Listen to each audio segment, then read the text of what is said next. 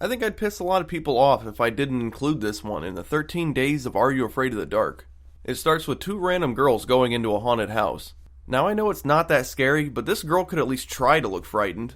Anyway, the story is really about these three kids, Josh, Ouija, and Kathy. They're at the amusement park and are starting to get cold feet about going into the haunted house, mainly because of an urban legend that the ride is haunted by the spirit of Zeebo, a cigar-smoking criminal clown who died in the original Fun House in the 40s. He also has a laugh that kinda sounds like that old chicken limbo game.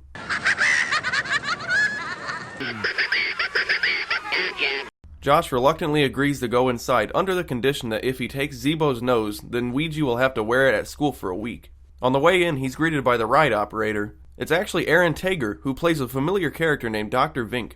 Dr. Vink? Vink, with a v. Except here, he's playing a mix between a weird omniscient observer and a passive-aggressive sexual predator that got a job at a carnival. His eerie and off-putting personality causes Josh to have second thoughts. So the next day, they're hanging out in what appears to be a bedroom, or at least a bedroom in Canada. Kathy inexplicably has information on the real-life Zeebo by way of newspaper articles, but Josh is still skeptical about the whole situation. After a little persuasion, he decides to try the ride one more time. Guess who? Hand over the dough. What do you think I am, some kind of clown? What do you think I am, some kind of clown? Okay, this is something that's always bugged me. What exactly is this thing? Is it Zeebo risen from the dead? Is it his ghost? Is it a highly sophisticated machine built by Disney Imagineers that can mimic other people's words? It's never explained. Suddenly Josh is stopped dead in his tracks by an enormous fire-breathing dragon, a major liability issue that I'm sure has the park's lawyers pulling out their hair. You know what? Come to think of it, every time I've been in a fun house, I've never been alone.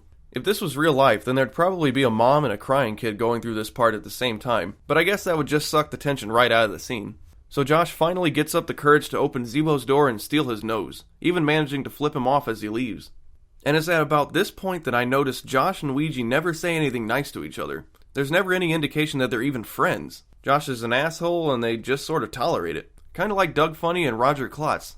Later that night, Josh is home alone and cooking meatloaf when he hears a noise. Somebody's in there. You better show yourself, or you're gonna get beamed. Yeah, you really beaned him. So he returns to the kitchen and discovers that someone put Lincoln Logs in the meatloaf. It's the work of none other than Zeebo, the only clown to have his initial on the sole of his shoes. It's either Zeebo or Lord Zed. But Josh still thinks it's Ouija pulling a prank, so he calls him. Now this part is why I like this episode, because it's actually a pretty tense scene and it used to scare me when I was little. It's one of those situations where the call is coming from inside the house. It's Zeebo, and luckily he brought an entire rack of lights to help accentuate his presence. So it's out the window and back to the carnival, but I'm just wondering how he got in so easily. The ride is shut down, so I would assume the place is closed for the night. But Josh makes his way back and looks into Zeebo's deadlights. As an offering, he gives him back his nose complete with an apology. He also obtains a box of cigars and gives them as a bonus. Somehow. So Zeebo has his nose and everything is fine. Or is it? Love it or hate it, this is the episode that everyone seems to hold in the highest regard. It set a precedent early on that this show wasn't going to be all sunshine and rainbows, succeeding at keeping a dark tone while still maintaining a TV rating of G. You gotta give anyone credit for being able to pull that off.